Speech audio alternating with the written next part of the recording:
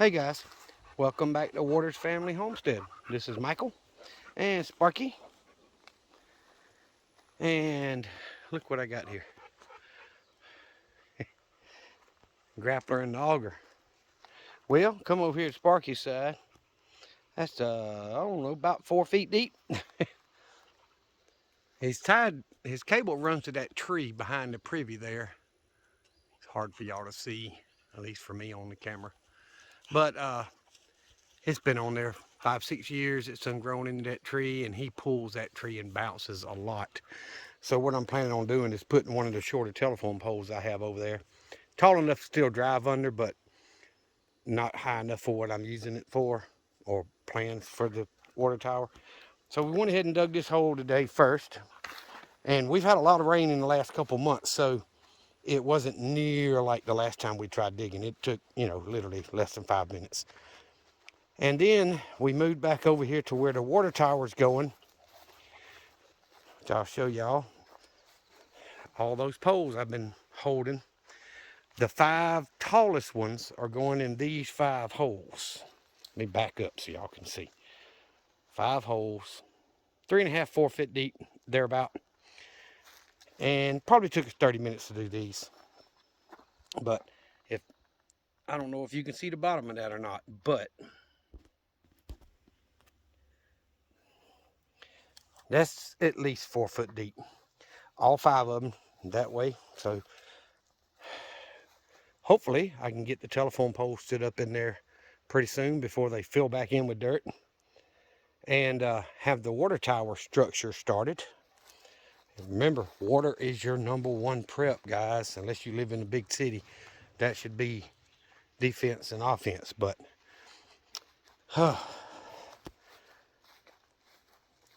we also came over to the hole my son-in-law dug for me and cleaned it out back down to 4 feet. That's going to hold the tower, the antenna tower and all, windmill tower. So I'm not done. We worked for about an hour, and he's gone to get something else that I'm going to use for the homestead, and I'm going to show y'all after he gets here with it. I went ahead and pulled this post up, left it attached to the fence, and I held it back. And we drilled this one about 2 feet, 2.5, but dirt fell back in it because I'm going to put a better post there. He's bringing posts back with him. So I'm going to cut, pull that fence loose, and I'm going to reattach it to the new post and take this section out, right? Let me see. Let me get to where you can see my hand. We're going to take it out from this new post to the corner of the building. We're going to put that gate up there. I haven't bought the hinges yet, so I still got to do that. And then we dug one that's about 2.5 feet deep here, 12 feet from that one. It's at a diagonal, so I've still got room to get through here with the mower and the tractor and backhoe and all that stuff.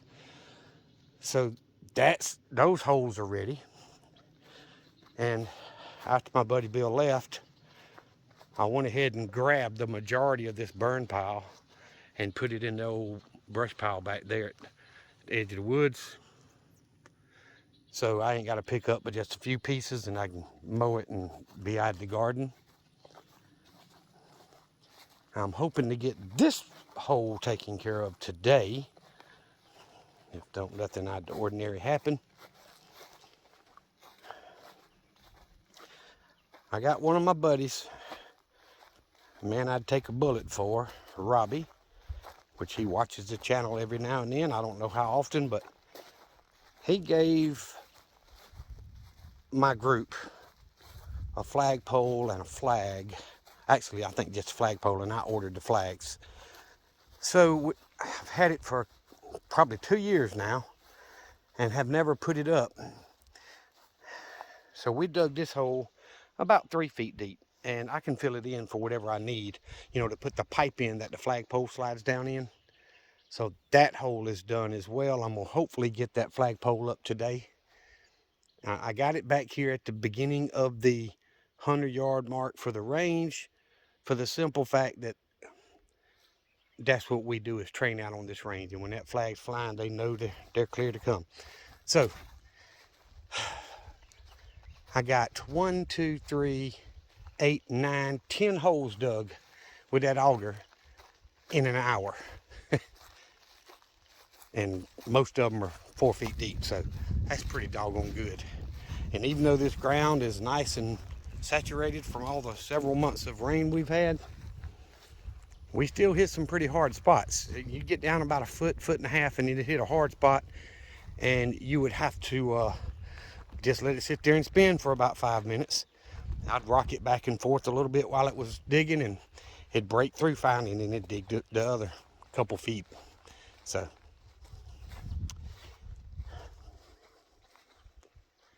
I'm a-working, guys. That's another one of them 12-foot cattle panels I'm going to make as a gate, cut the feet off.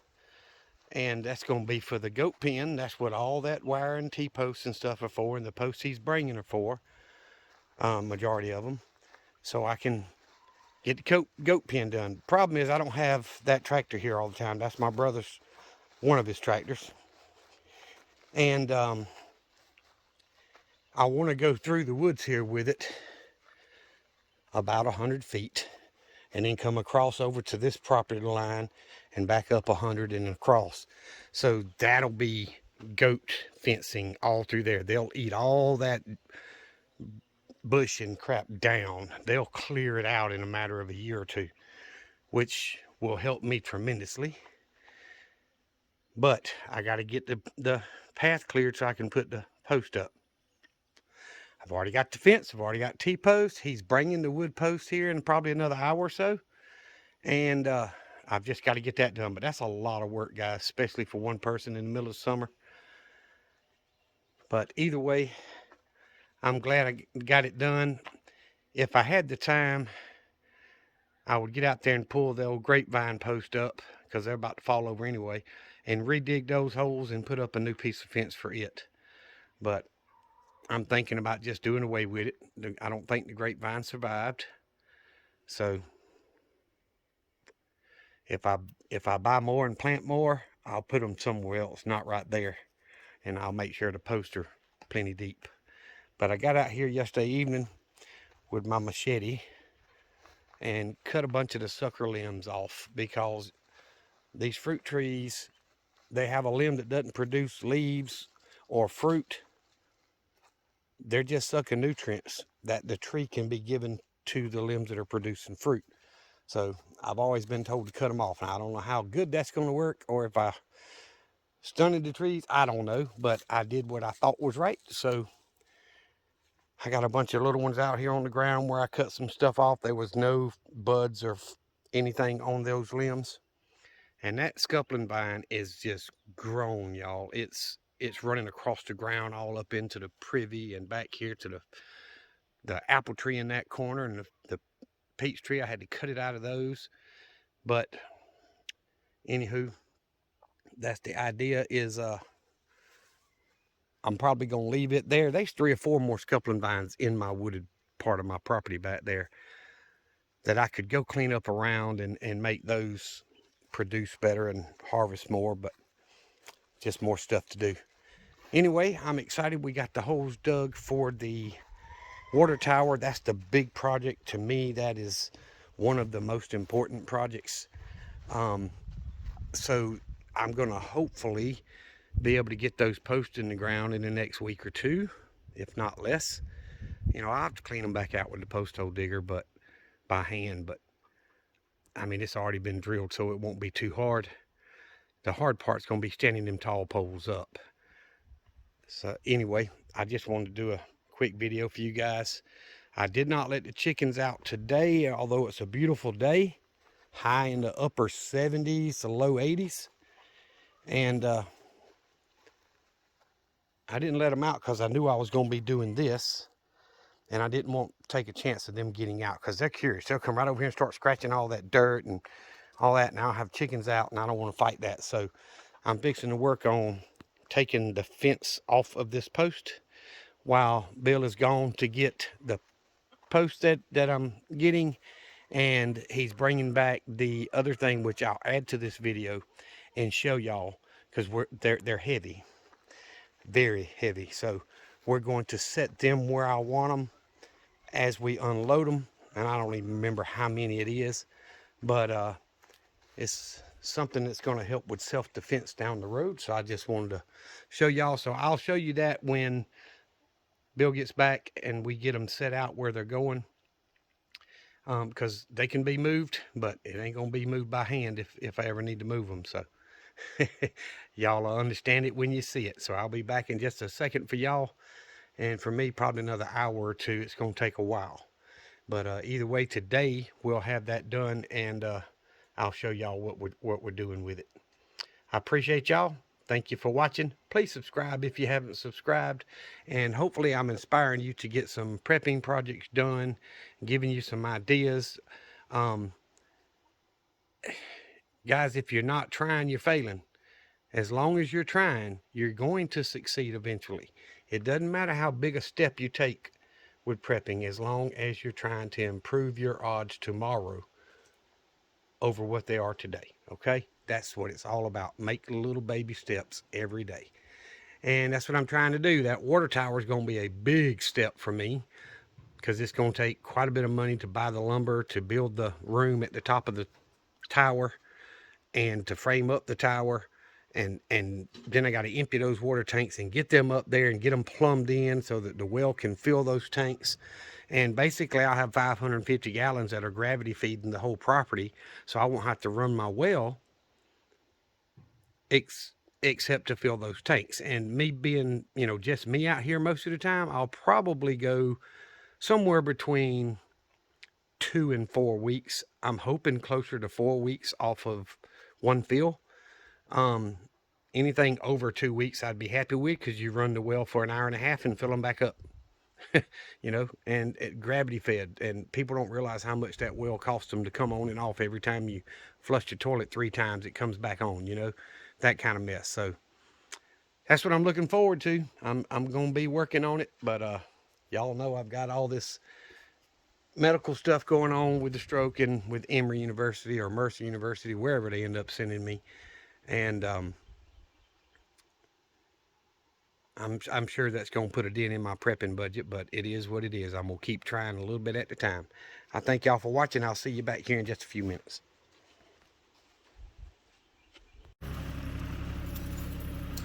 All right, guys, he's not quite done. He's got a couple more left to move. We're putting them at both front corners of the property, which is where my threats would come from. Behind me is 1,000 acres of wood, so those concrete blocks weigh about 750 pounds a piece. So I'm a few feet in on the property line from the front side and the side, and it's going to give us a little bit of a, all we have to do is cut the privy, thin it so we can see the shoot through.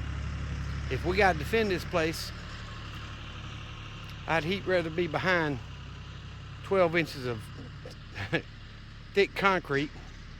And yeah, there's gaps in it, but if buy bags of concrete and set them up in there, or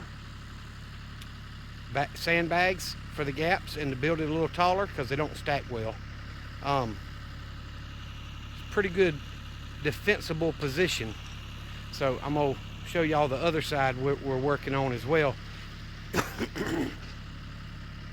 There's only 8 over here, but these woods are really thick, and there's a fence that's right behind it in those rows of privy and that cedar tree. It's thick.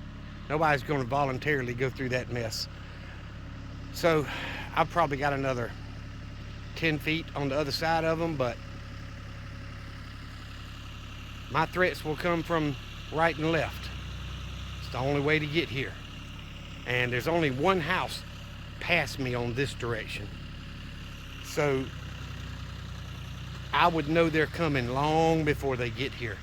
It is a mile from here to the intersection of the dirt road, and it's an intersection, so they got to come 2 miles down to get to that intersection. So if I put a lookout at that end and a lookout at the other end, and then one toward the back of the property, way back there, my place is pretty defensible. So we would know long before they get here that they're coming. You can see down that dirt road, it turns right there and goes 3/4 of a mile more. before you get to the intersection. So we got the one he's toting now, and I think 2 more, and we're gonna add to this other side over here that we've already started on. And I wanted to stay clearly in my property line. I don't want to cross it so nobody can say anything. But if I had to defend this place, me and my mag, my family, I'd feel a lot better behind 12 inches of a 750-pound piece of concrete than I would behind a small tree or boards or whatever. And I still want to put a privacy fence up, and that's part of the reason why I came in off the property line. The property fence or privacy fence would be on the other side of it, so I could still get cover behind there. There's a difference in concealment and cover. The privacy fence would be concealment. These concrete barriers, that's cover. I don't care what you're shooting. If it's shoulder fired firearm, you're not penetrating 12 inches of concrete. Not American-made concrete. So, all right, I'll let Bill get moved. We got to stand one up that's there. And basically, my cousin owns a concrete plant, and he was taking these, pouring them in molds when he came back and had a little concrete left in the truck. And he was expecting to be able to sell these things, but he couldn't find a buyer for them. So he poured all of these, and I think there's 8, 9, 10, about 22 to 24. And if you notice, I've got it at a corner. My property line is right past it, runs down through these pines and here, so we could easily see down the dirt road. And he got a few big trees to also help with concealment and cover, but you get behind this concrete, ain't no bullet coming through that, guys, especially if we add sandbags or other bags of concrete or something like that. It's a good thing to have for as far as defense. So is it bullet, I say bulletproof as a figure of speech, not actual bulletproof, but you're not taking a rifle and shooting through this stuff. And it gives you a really good place to shoot from. So we're gonna slide this one over and then lay this one on its side and put it in the gap there. And he's got 2 more that he's bringing. We're gonna add, I can't see because the sun's in my face. We're gonna add right here. And that's pretty good defense. And he gave them to me because he couldn't sell them. So all I had to do was get Bill to load them and bring them here. So appreciate y'all watching. If you have not done so, please subscribe to the channel. Thank y'all for watching. Remember what I always tell you, Jesus loves you, and so do I. Y'all be safe. Be prepared.